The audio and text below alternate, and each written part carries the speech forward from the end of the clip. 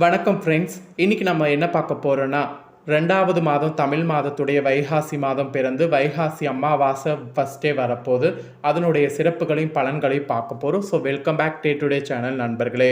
இன்றைக்கி இந்த வீடியோவில் ஒரு இன்ட்ரெஸ்டான ஜோதிட தாள்களையும் ஒரு சூப்பரான ஆன்மீக பரிகாரத்தையும் பார்க்க போகிறோம்.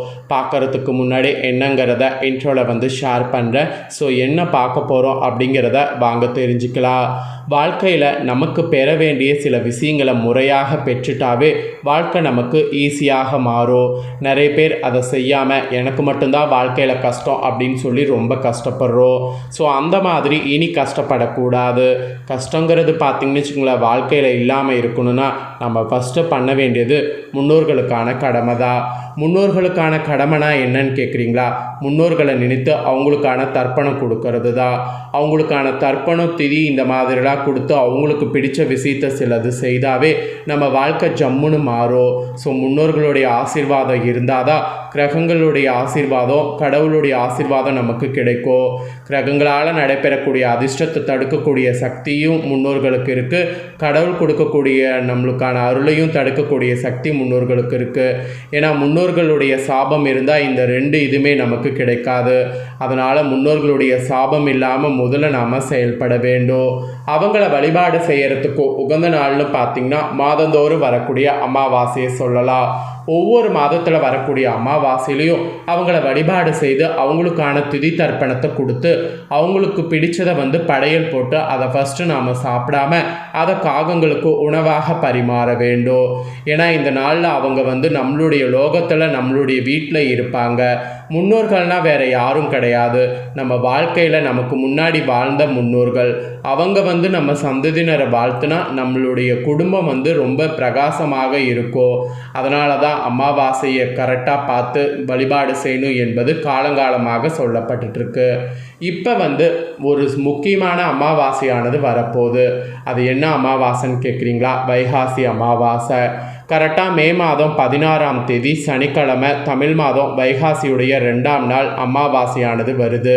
இந்த டைம் வரக்கூடிய அமாவாசை சனிக்கிழமை வரக்கூடிய சனி அமாவாசை. கூடவே இந்த நாளில் கார்த்திகை விரதமும் சேர்ந்து வருது.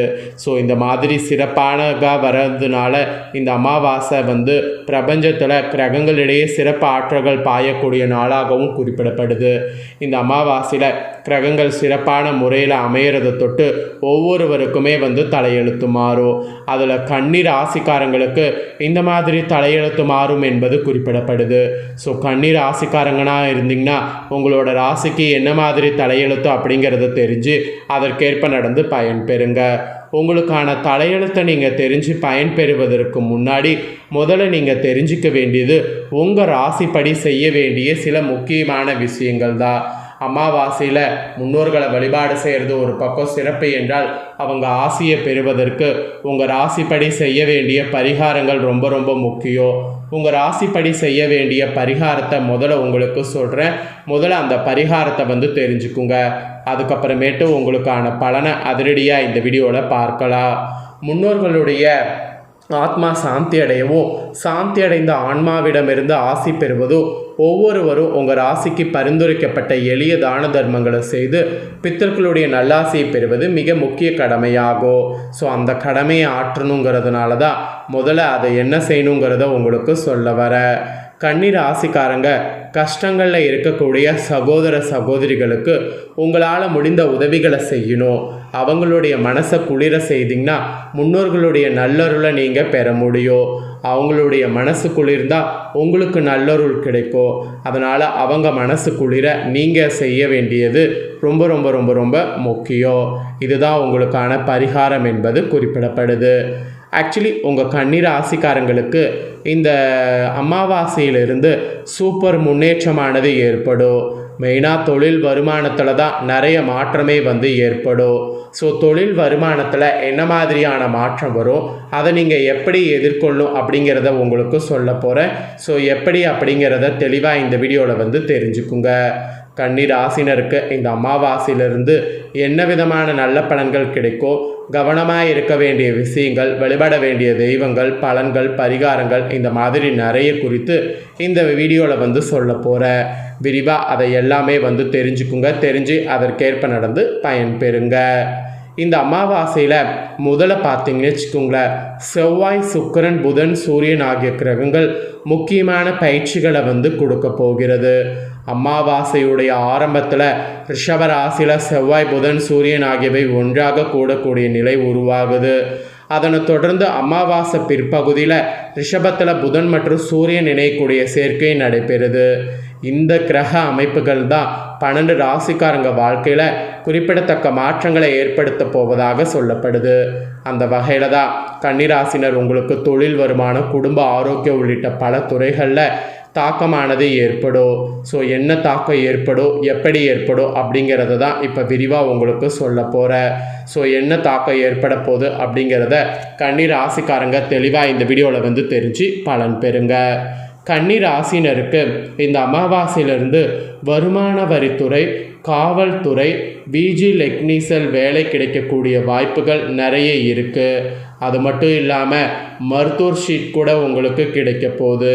இதில் ஒரு ஸ்பெஷல் என்னன்னா, நினைத்த காரியங்கள் அனைத்துமே கைகூடுற மாதிரி சூழ்நிலை அமைய போகுது. இதில் கணவன் மனைவிக்குள் சிறு சிறு தகராறுகள் கண்டிப்பாக ஏற்படும். அதனால் கணவன் மனைவியாக இருக்கிறவங்க தகராறு ஏற்படாமல் இருக்க நிறைய விட்டு கொடுத்து போகணும். அப்போ தான் தகராறு ஏற்பட்டாலும் விட்டு கொடுத்து போகும்போது அந்த தகராறு கண்டிப்பாக சீக்கிரம் சரியாகும். உடல் உஷ்ணம் ஏற்படும். அதனால் உடல் உஷ்ணம் ஏற்படாமல் இருக்கிற மாதிரி உணவுகள் எடுத்துக்கோங்க. சளி, கண் பிரச்சனை, தொண்டை எரிச்சல் போன்றவை வருவதற்கு வாய்ப்பு இருக்குது. அதனால் உடல் ரீதியாக இன்னொரு பக்கம் ஜாக்கிரதையாக இருக்க வேண்டியது ரொம்ப ரொம்ப ரொம்ப ரொம்ப நல்லது. பெரிய மாற்றங்கள் பெரியதாக ஏற்படக்கூடிய காலகட்டமாக கன்னிராசிக்கு இப்போ இந்த அமாவாசை இருக்க போகுது. அருமையான தொழில் உங்களுக்கு அமைந்தால் அது மிகையாகாத உண்மை. பணவரவு நன்றாக இருக்குது. கூடவே தைரியம், தன்னம்பிக்கை ஏற்படும். அசாத்தியமான வெற்றிகள் ஏற்படக்கூடிய காலகட்டமாக இந்த அமாவாசை காலகட்டம் அமைகிறது. புதிய மருத்துவ கண்டுபிடிப்புகள் வெளிவரும். கூடவே பணம், பொருளாதாரம், இடமாற்றம் போன்றவை வருவதற்கு நல்ல காலகட்டமாக இருக்கும். இந்த காலகட்டத்தில் அதுக்கான முயற்சியில் இறங்குனீங்கன்னா இன்னும் நிறைய வெற்றி பெறுவது உங்களுக்கு இருக்குது. ஆரோக்கிய ரீதியாக மட்டும் கொஞ்சம் கவனமாக இருக்கணும் என்பது மெயினாக ஒரு எச்சரிக்கையாக சொல்லப்பட்டிருக்கு. பாகிஸ்தானத்தில் சூரியன் அமர்ந்திருப்பதால் அம்மாவுடைய ஆரோக்கியம், கால்முட்டி, லெக்மெண்ட், கண் சம்பந்தப்பட்ட பிரச்சனை, எலும்புகள் தேய்மானம், கண்ணாடி மாற்றக்கூடிய சூழல் இதெல்லாம் ஏற்படும். அதுவும் கல்லூரிக்கு என்று பணம் கொடுத்து சிக்கிக்கொள்ளாமல் இருப்பது நல்லது. பத்திரப்பதிவுத்துறை அதிகாரிகள், அரசு சம்பந்தப்பட்ட துறை, நெடுஞ்சாலைத்துறை, பைலட், ஏர் ஹோஸ்டர் துறைகளில் இருப்பவங்க கூட கண்டிப்பாக மிகுந்த கவனமாக இந்த காலகட்டத்தில் இருக்க வேண்டும். பிரச்சனை கொஞ்சம் வருங்கிறதுனால தான் இந்த அமாவாசையில் கவனமாக இருக்கணுங்கிறது சொல்கிறேன். ஸோ என்னெல்லாம் கவனமாக இருக்கணுமோ அதற்கேற்ப நடந்து இனி இந்த அமாவாசையில் பலன் பெறுவது உங்கள் ராசிக்கு முக்கியம். ஓகே ஃப்ரெண்ட்ஸ், இன்றைக்கி இந்த வீடியோவில் உங்களோட ராசிக்கு பலன்களையும் சிறப்புகளையும் தெரிஞ்சிருப்பீங்க. கண்டிப்பாக இது உங்கள் ராசிக்கு யூஸ்ஃபுல்லாக இருக்கும்னு சொல்லி நான் நம்புகிறேன். இதை உங்கள் ஃப்ரெண்ட்ஸ் அண்ட் ஃபேமிலிக்கும் ஷேர் பண்ணுங்கள், அவங்களும் பார்த்து பயன்பெறட்டும். இதே போல் புதிய தகவல்களை தெரிந்து கொள்ள சேனலை சப்ஸ்கிரைப் பண்ணுங்கள், கூட பெல் பண்ண ப்ரெஸ் பண்ணுங்கள். நெக்ஸ்ட்டு இன்ட்ரெஸ்ட்டாக இதே போல் வேறொரு ஜோதிட தகவல்களோடு மீண்டும் புதிய வீடியோவில் சந்திக்கிறேன்.